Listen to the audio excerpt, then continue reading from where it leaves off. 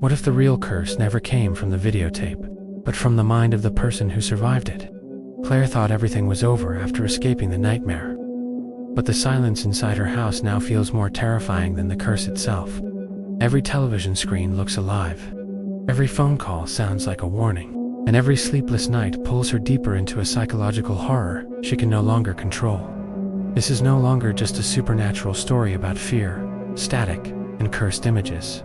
It's a descent into paranoia, trauma, insomnia, hallucinations, and the terrifying feeling of losing your grip on reality one moment at a time. The scariest part is that Claire no longer knows if Evelyn is truly haunting her, or if her own mind has become the prison.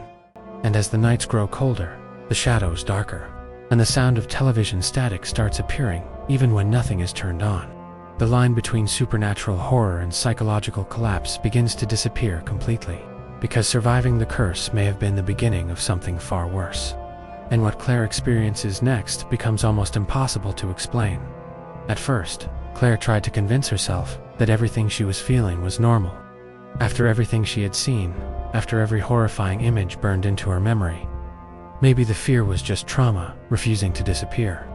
But little by little, the silence inside the house started becoming unbearable. The television remained unplugged for days. Yet every night, usually sometime after midnight, she could swear she heard that faint layer of static crawling through the walls like a whisper hiding inside the darkness. Not loud enough to prove it was real, but impossible to ignore. And the worst part about psychological horror is that once your mind starts questioning reality, even the smallest sound begins to feel dangerous. Claire stopped sleeping properly. Every time she closed her eyes, she saw water dripping from long black strands of hair. She saw the inside of the well.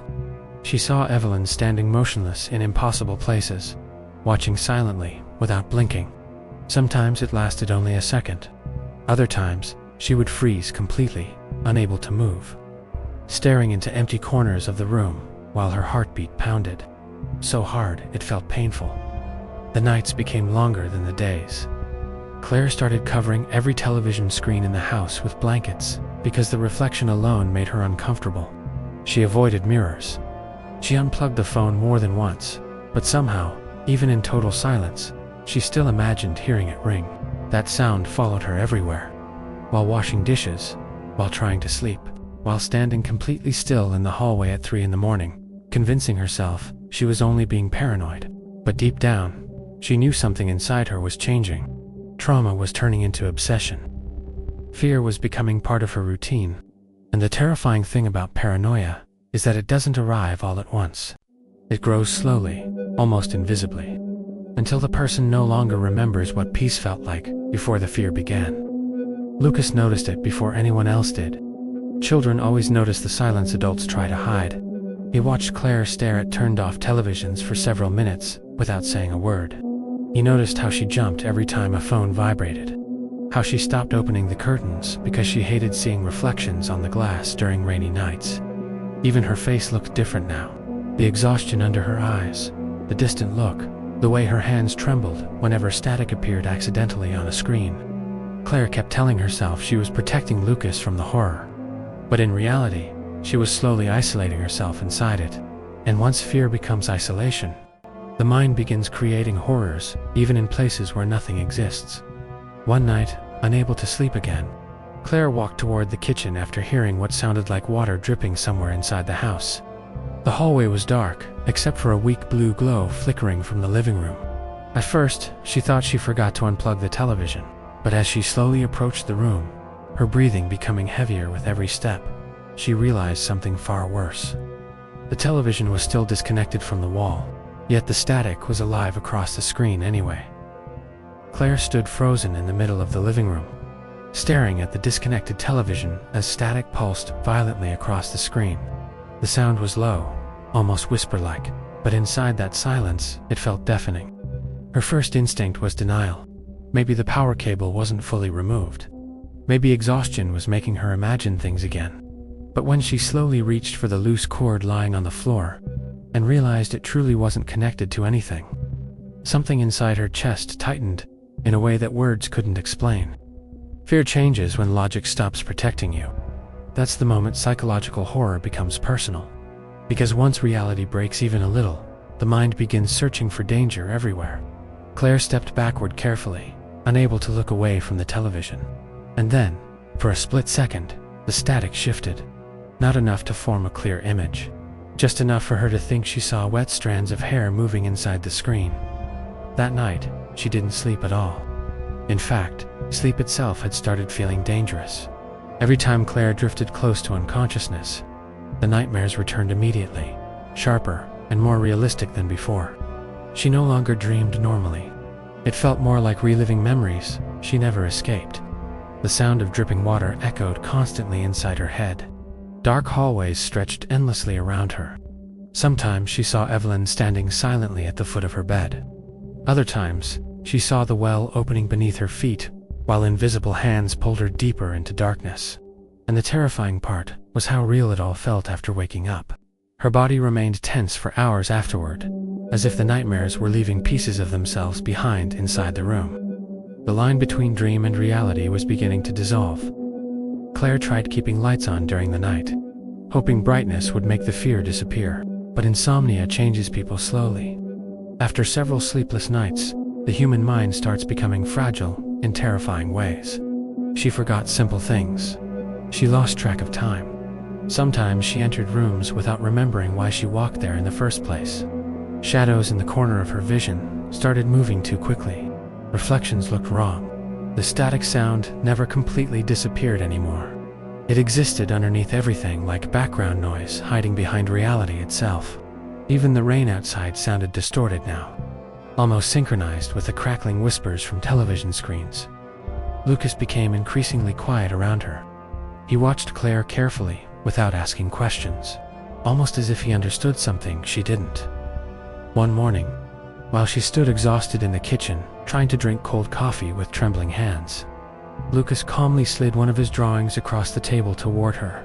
At first glance, it looked like another sketch of the well, but this time, there was something else beside it. A woman sitting alone in front of a television. Claire felt her stomach twist immediately. "Who drew this?" she asked softly, even though she already knew the answer.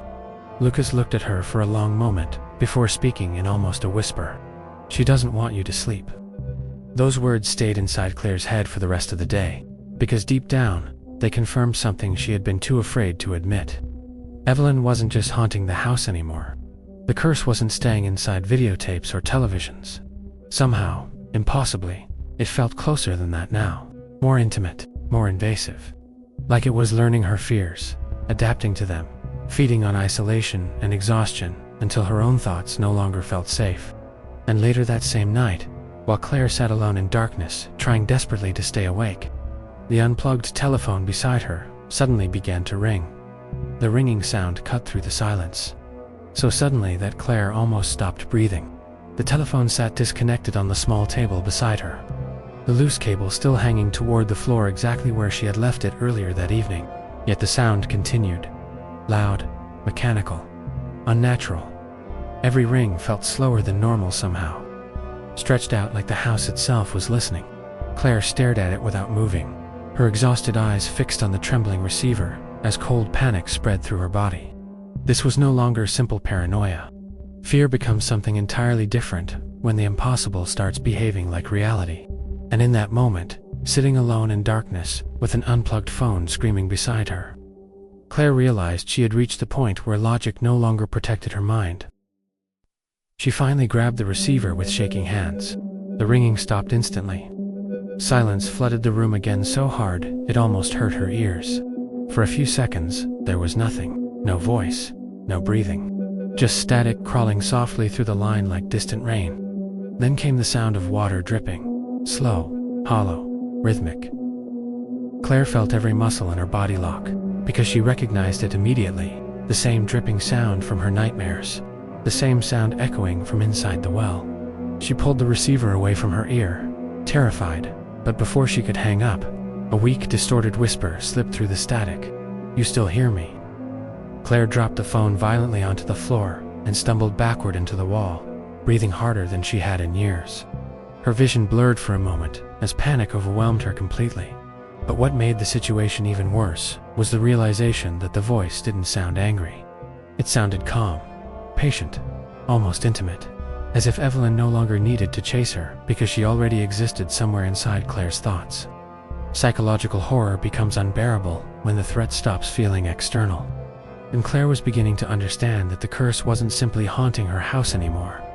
It was learning how to live inside her mind. The next morning, Claire barely remembered falling asleep. The exhaustion was becoming dangerous now. Her body moved automatically, while her thoughts drifted somewhere distant and foggy. She found herself staring at blank walls for minutes at a time without realizing it. The static sound followed her constantly. Inside the kitchen, inside the bathroom, even outside the house, while rainwater moved through the street drains. Every sound felt connected somehow. Every reflection carried the possibility of something standing behind her. Trauma had evolved into obsession, and obsession was slowly consuming her ability to trust reality itself. Lucas watched all of it silently. Children notice emotional collapse long before adults admit it exists. He noticed how Claire stopped answering simple questions, how she froze whenever televisions appeared in commercials or store windows, how she checked disconnected phones repeatedly throughout the day, as if expecting them to come alive again.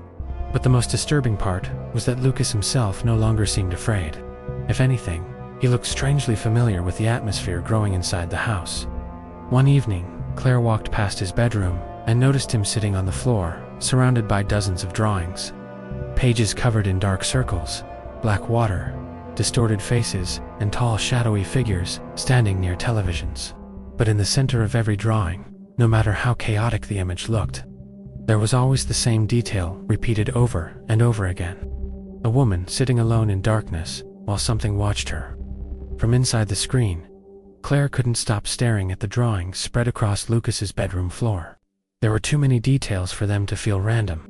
The same television, the same darkness, the same woman sitting motionless while distorted shadows gathered behind her like living smoke. Some of the pages were covered with heavy black scribbles, as if Lucas had tried desperately to erase parts of the images but failed. Others showed water leaking beneath doors, televisions glowing inside empty rooms, and long strands of wet hair hanging from ceilings, like roots growing through the house itself. But one drawing made Claire's blood run cold instantly. It showed her sitting alone on the edge of her bed, while Evelyn stood directly behind her, with one hand resting gently on her shoulder. Claire slowly looked up at Lucas, her throat tight with fear. "When did you draw this?" she whispered. Lucas hesitated for a second before answering quietly. "After she stood there last night." The room suddenly felt colder, not normal cold, the kind of cold that makes silence feel heavy. Claire turned toward the bedroom doorway almost automatically, her exhausted mind expecting to see someone standing there watching them. But the hallway remained empty. At least it looked empty. That's the terrifying thing about psychological horror. Once paranoia fully settles into the mind, even empty spaces stop feeling safe. Claire could no longer trust what she saw, what she heard, or even what she remembered.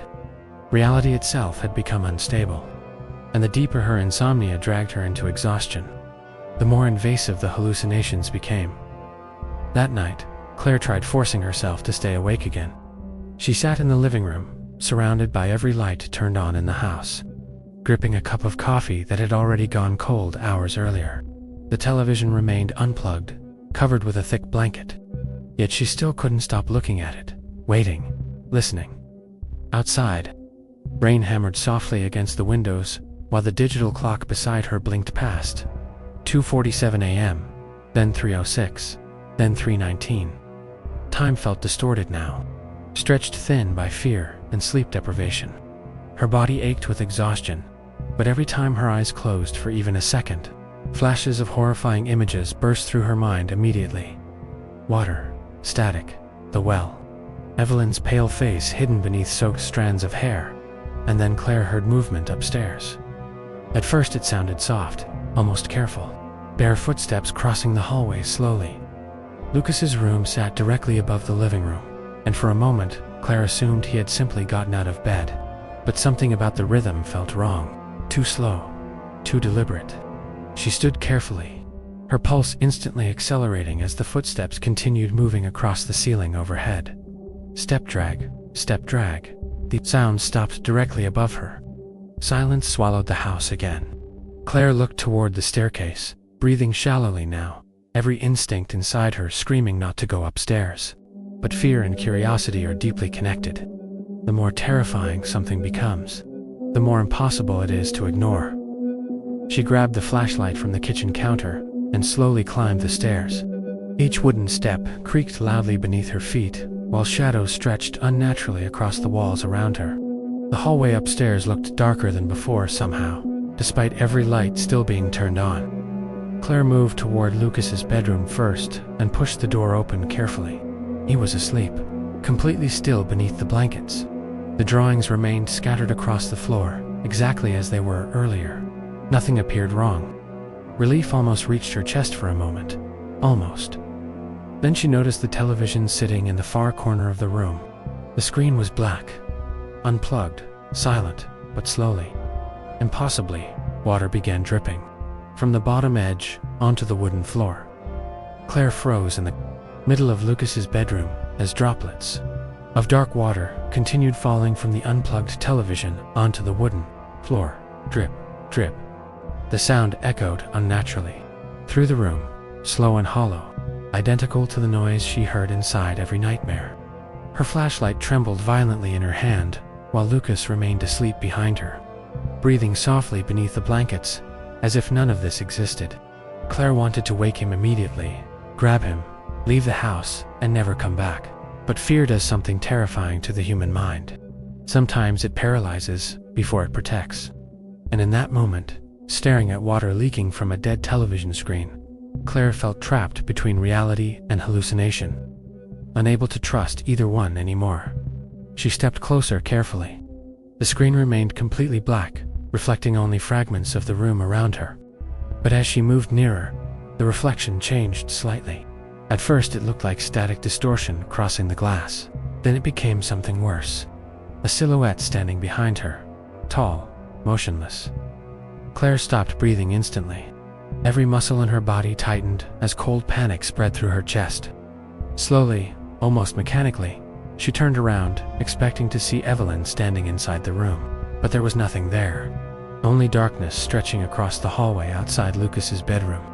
When she looked back at the television again, the reflection had vanished completely. That should have relieved her. Instead, it made everything more horrifying, because psychological terror becomes unbearable once the mind starts questioning itself more than the threat. Claire no longer feared only Evelyn.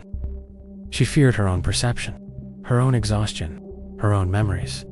Sleep deprivation had pushed her mind into a state where every shadow felt alive and every silence carried hidden meaning. She couldn't separate trauma from the supernatural anymore, and deep down she was beginning to suspect something even worse. What if the curse didn't need to physically appear anymore, because it had already rooted itself inside her consciousness? The next day, desperate for answers, Claire drove across town to visit Dr. Holloway, the only person she believed might understand what was happening. His office sat hidden inside an aging building filled with dusty archives, old newspapers and shelves stacked with videotapes nobody had touched in years. The atmosphere itself felt wrong, heavy with secrets and forgotten tragedies. Holloway looked exhausted the moment he opened the door. His pale face, trembling hands and deeply sunken eyes made him look less like a doctor and more like someone who had spent years surviving fear alone. The second Claire mentioned the static, the dripping water, and the hallucinations, his expression changed immediately. Not surprise. Recognition without saying a word.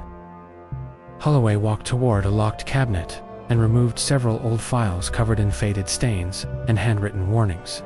Claire noticed photographs attached to many of the documents, faces twisted by terror. Victims who looked physically alive but emotionally destroyed. Holloway spread the files across the desk slowly, before finally speaking in a quiet voice that barely sounded stable. The people who survived, they were never really free. Claire felt her stomach tighten instantly. Holloway explained that over the years, he had tracked multiple survivors connected to the curse. None of them died immediately after escaping it. Instead, something far more disturbing happened. Insomnia, extreme, paranoia, hallucinations, obsessive fear of televisions and phones, emotional collapse. Some isolated themselves completely. Others disappeared. A few eventually took their own lives, claiming the static never stopped following them. Claire stared at the photographs while her breathing grew shallow again. Every symptom Holloway described matched exactly what was happening to her now. But then he revealed the detail that truly shattered whatever stability she still had left. According to his research, the curse evolved differently after survival. It no longer wanted quick death. It wanted deterioration, slow psychological destruction. Holloway leaned closer across the desk. His tired eyes locked onto Claire's face as the fluorescent light above them flickered softly. "It stays alive through fear," he whispered. "And once it enters your mind, it never really leaves." Claire left Dr. Holloway's office carrying the files against her chest like they were somehow heavier than paper. Rain poured across the city in cold, relentless waves, blurring streetlights into distorted streaks of color through the windshield as she drove home in silence. But Holloway's words refused to leave her mind. "It stays alive through fear." The sentence echoed endlessly inside her thoughts, attaching itself to every strange sound, every reflection, every moment of static she could no longer escape. For the first time since surviving the curse, Claire stopped asking herself whether Evelyn was real. The more terrifying question now was whether it even mattered anymore. Because if the curse had rooted itself inside her mind, then reality itself had already become infected by the time she arrived home. Exhaustion had pushed her body beyond its limits. Her hands trembled uncontrollably while unlocking the front door. The house felt wrong immediately, not empty, watching. That oppressive silence waited inside every room now, thick and suffocating like the air itself had become contaminated by fear. Claire quickly searched for Lucas, finding him asleep on the living room couch beneath. A blanket with a television turned toward the wall, exactly the way she had left it earlier. For a moment, seeing him there brought a small sense of relief.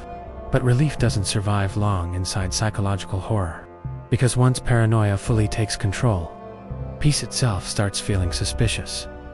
Claire barely remembered falling asleep that night. One second she was sitting beside Lucas, listening to the rain hit the windows. And the next, she opened her eyes to complete darkness. The clock on the wall blinked 3:33 a.m. in red distorted numbers. Every light inside the house was off. The silence felt unnatural, heavy. Then came the static. Not from one television. From all of them, the sound exploded through the house simultaneously.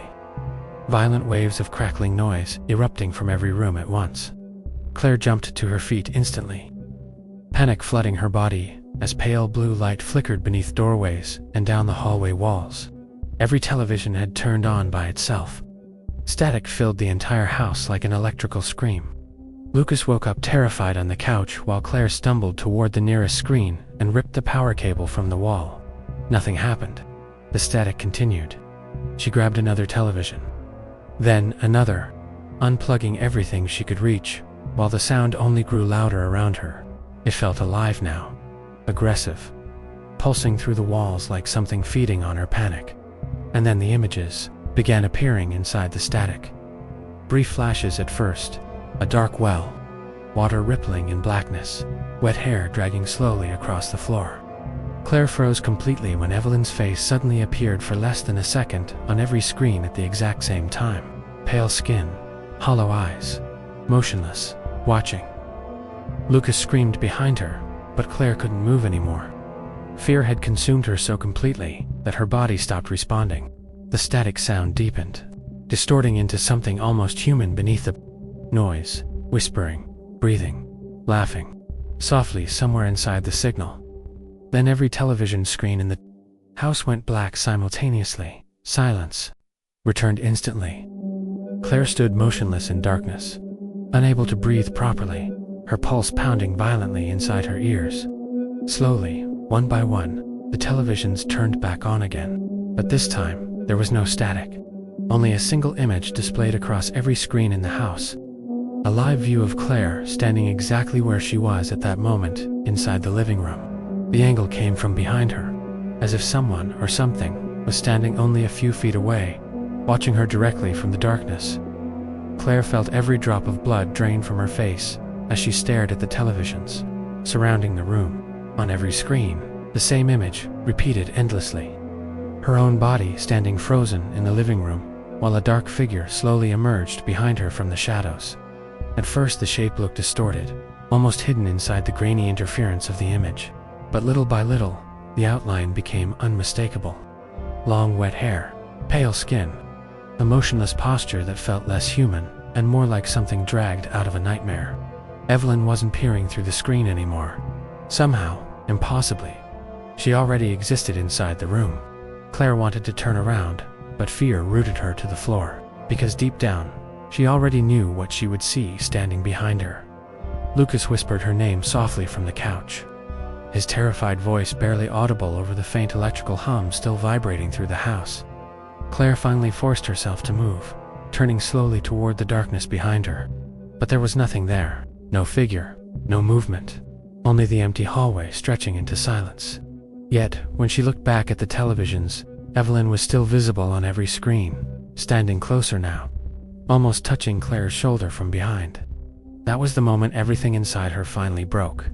Not because she saw a ghost, not because the curse returned, but because she realized the horrifying truth Dr. Holloway tried to warn her about. The curse no longer needed to physically exist in order to destroy her.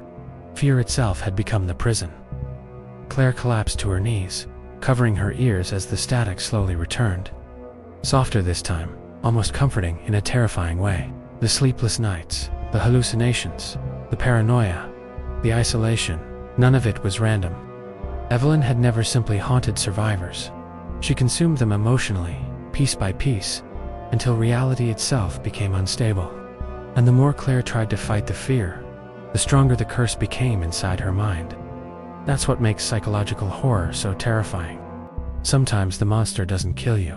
Sometimes it waits patiently while your own thoughts slowly destroy you, from the inside. As the televisions continued flickering around the room, Claire noticed something that made the fear inside her chest grow even colder. The version of herself appearing on the screens was no longer copying her movements. The image kept staring directly forward while the real Claire remained collapsed on the floor. And behind the screen version of Claire, Evelyn slowly leaned closer until her face filled the camera entirely. Then the image cut abruptly to black. Every television in the house shut off at once. Complete silence returned. But silence no longer felt safe anymore, because even after the screens died, Claire could still hear the static inside her head. And maybe that's the most disturbing part of all. Maybe the curse never truly lived inside videotapes, televisions, or phone calls. Maybe it survived somewhere much darker, somewhere harder to escape. Inside trauma, inside fear, inside the human mind itself. And if that's true, then perhaps Claire never escaped the curse in the first place. Maybe she simply became the next person carrying it forward without even realizing it. Which also means that somewhere, in another quiet house, during another sleepless night, someone else may already be hearing the phone begin to ring again. If you felt the tension and psychological horror of this story, leave your like and subscribe to the channel right now. Comment 7 days if you think the curse was real. Or comment it was her mind if you believe Claire was losing herself to paranoia. And if this video kept you watching until the end, share it with someone who loves dark mystery, supernatural horror, and disturbing psychological stories. Because the next video waiting on your screen might be even more terrifying.